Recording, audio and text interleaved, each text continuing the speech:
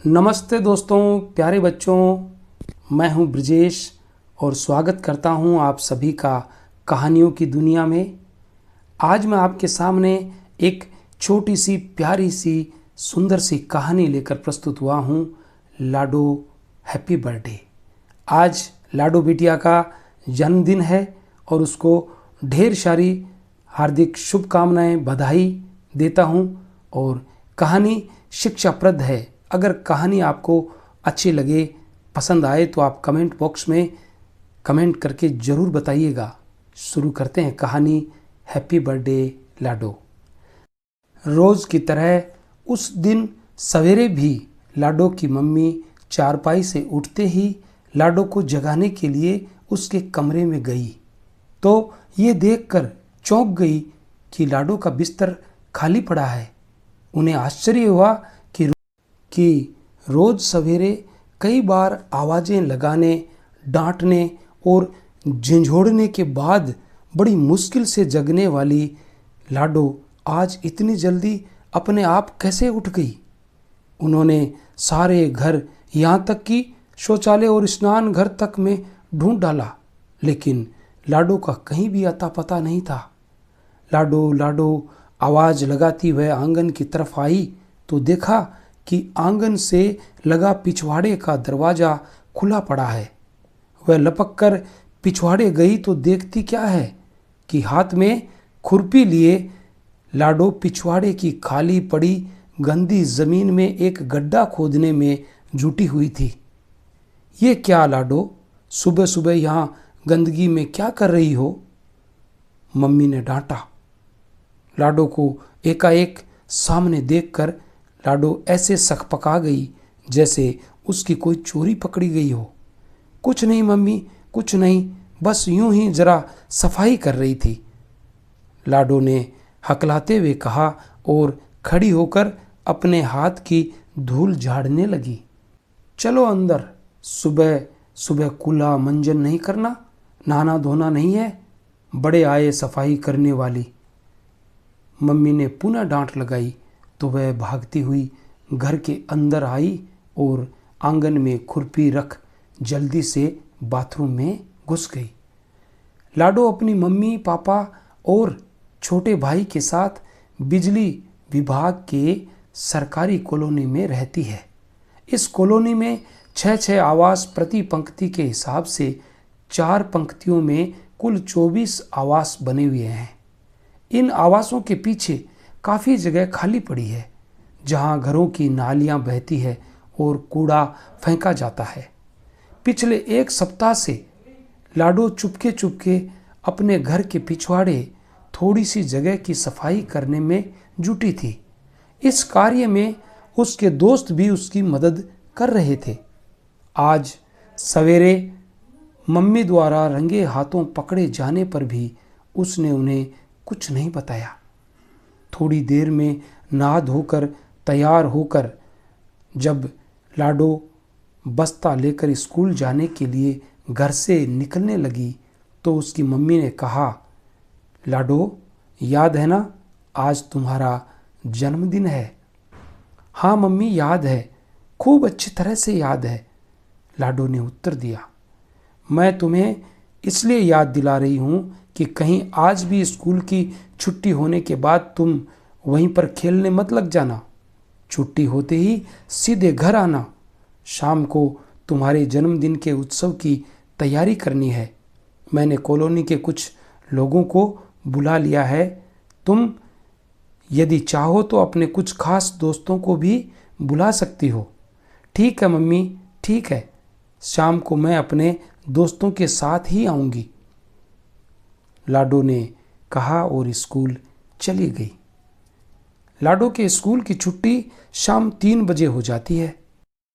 उसकी मम्मी राह देख रही थी कि लाडो स्कूल से लौटे तो वह उसे सामान लाने के लिए बाजार भेजे, लेकिन धीरे धीरे 4:30 बज गए परंतु लाडो स्कूल से नहीं लौटी। उसकी मम्मी परेशान होकर बार बार घड़ी देख रही थी और घर के अंदर से गेट तक आ जा रही थी। आखिर लगभग 4:45 बजे लाडो अपने कई दोस्तों के साथ आती दिखाई दी। उसके हाथ में आम का एक छोटा सा पौधा था और उसके दोस्तों के हाथों में कंटीली झाड़ियों की टहनियाँ थी। उसको देखते ही उसकी मम्मी का पारा गर्म हो गया, लेकिन इससे पहले कि वह कुछ कहती, लाडो खुद ही बोल पड़ी, सॉरी मम्मी, मुझे आने में थोड़ी देर हो गई। थोड़ी देर हो गई? छुट्टी होने के पूरे 2 घंटे बाद आ रही है तू और कह रही है कि थोड़ी देर हो गई। सुबह मैं इतना समझाई थी कि बेटा स्कूल से जल्दी आ जाना, बाजार से सामान लाना होगा, फिर भी ध्यान नहीं रहा तुम्हें। और हाथ में ये पौधा कैसा ले रखा है? अरे पहचान नहीं रही है मम्मी, ये आम का पौधा है, इसे सीधे नर्सरी से लेकर आ रहे हैं हम लोग। इसी के चक्कर में तो देर हो गई, लाडो बोली। वो तो मैं भी देख रही हूँ कि ये आम का पौधा है, लेकिन मैं जानना चाहती हूँ कि इसे ले क्यों आए हो? लाडो की मम्मी ने फिर पूछा। इसे रोपेंगे हम लोग, वो जो घर के पिछवाड़े मैंने गड्ढा खोद रखा है ना, उसी में लगाएंगे इसे। आम का पौधा लगाओगे वो किस लिए? मम्मी, इस कॉलोनी की खाली पड़ी ज़मीन को देखकर हम सभी दोस्तों ने आपस में ये तय किया है कि अपने अपने जन्मदिन पर हम इस कॉलोनी में एक एक फलदार पौधा लगाएंगे, ताकि ये सूनी सी कॉलोनी हरियाली से भर जाए और फल के दिनों में मीठे मीठे फल भी खाने को मिले। लाडो ने कहा, अरे तुम तो ऐसे बातें कर रहे हो जैसे इस कॉलोनी की सारी ज़मीन तुम्हारे दादाजी की ज़मीन हो कि जब जहाँ जी चाहा पेड़ लगा दिया। मम्मी, हमें मालूम है कि ये हमारे दादाजी की नहीं सरकारी ज़मीन है, लेकिन उससे क्या, हम कोई गलत काम तो नहीं कर रहे हैं। माना कि कॉलोनी की ये ज़मीन सरकारी है, लेकिन खाली पड़ी ज़मीन में पेड़ लगाकर हम कोई अपराध तो नहीं कर रहे। सरकार तो खुद रोज़ रेडियो, टीवी और अखबारों द्वारा प्रचार करती रहती है कि पर्यावरण की रक्षा के लिए अधिक से अधिक पेड़ लगाएं। वन विभाग वालों ने तो नारा भी दे रखा है, खाली पड़ी ज़मीन रहे ना कोई खाली, पेड़ लगाकर कर दो चप्पे चप्पे पर हरियाली। लाडो बोली, लेकिन बेटा तुम जो पौधा लगा रही हो वह आम का पौधा है, और शायद तुम्हें पता नहीं कि आम के पौधे में पूरे 5 साल के बाद फल लगता है। तब तक तो हम लोग न जाने कहाँ रहेंगे।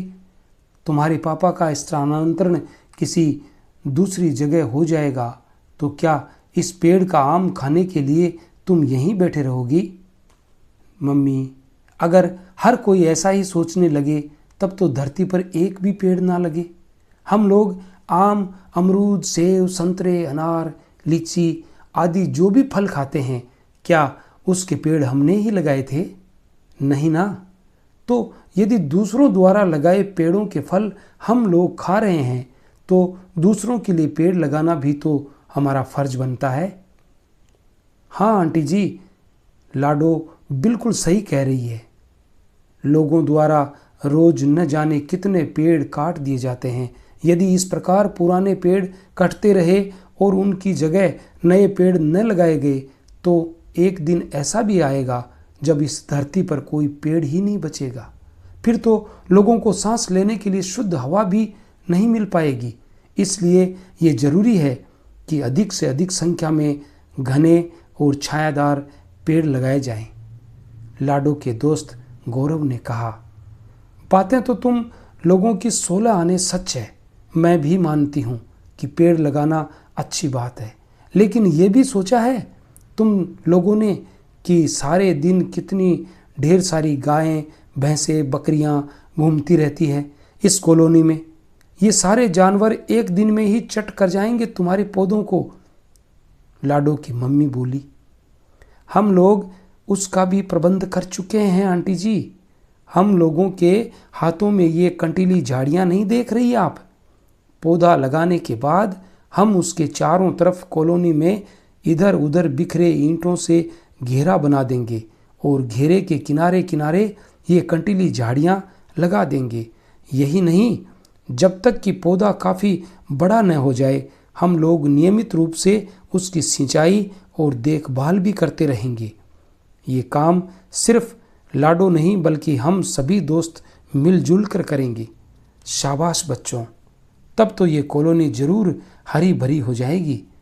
पीछे से आवाज़ आई तो सभी लोग चौंक पड़े और पीछे मुड़कर देखा तो पाया कि पीछे लाडो के पापा खड़े थे। दरअसल बातचीत में व्यस्त किसी ने ध्यान ही नहीं दिया कि वे ऑफिस से लौट चुके हैं और पीछे खड़े बातें सुन रहे थे। मंजुला, देखा तुमने, ये बच्चे कितनी अच्छी बातें बता रहे हैं। ध्यान रखना, अपनी शादी की वर्षगांठ पर हम भी एक फलदार पौधा लगाएंगे। लाडो के पापा ने उसकी मम्मी से कहा, ठीक है, तब की तब देखी जाएगी, लेकिन अभी तो आप जल्दी से बाजार जाइए, ढेर सारा सामान लाना है। लाडो की मम्मी ने कहा और मुस्कुराती हुई घर के अंदर चली गई। उनके पीछे पापा भी घर के अंदर चले गए और लाडो अपने दोस्तों के साथ पिछवाड़े की तरफ चली गई। उसने सवेरे खोदे गड्ढे की मिट्टी में से कंकड़ निकाल कर अलग किया और उसमें पौधा रोपकर उसे पानी से भर दिया। उसके दोस्तों ने आसपास बिखरे ईंट के छोटे बड़े टुकड़े बटोरकर उससे पौधे के चारों तरफ एक घेरा बना दिया। फिर उस घेरे के चारों तरफ कंटीली झाड़ियाँ लगाने के बाद सारे दोस्त तालियां बजा बजा कर गाने लगे, हैप्पी बर्थडे टू लाडो, हैप्पी बर्थडे टू लाडो, हैप्पी हैप्पी बर्थडे टू लाडो। कैसी लगी आपको ये हमारी कहानी हैप्पी बर्थडे लाडो? अगर आपको कहानी पसंद आई तो हमारे चैनल को सब्सक्राइब ज़रूर कीजिएगा और कमेंट बॉक्स में ज़रूर लिख करके बताइएगा। मिलेंगे कल किसी अन्य रोचक मज़ेदार कहानी में। तब तक के लिए all the best. Thanks for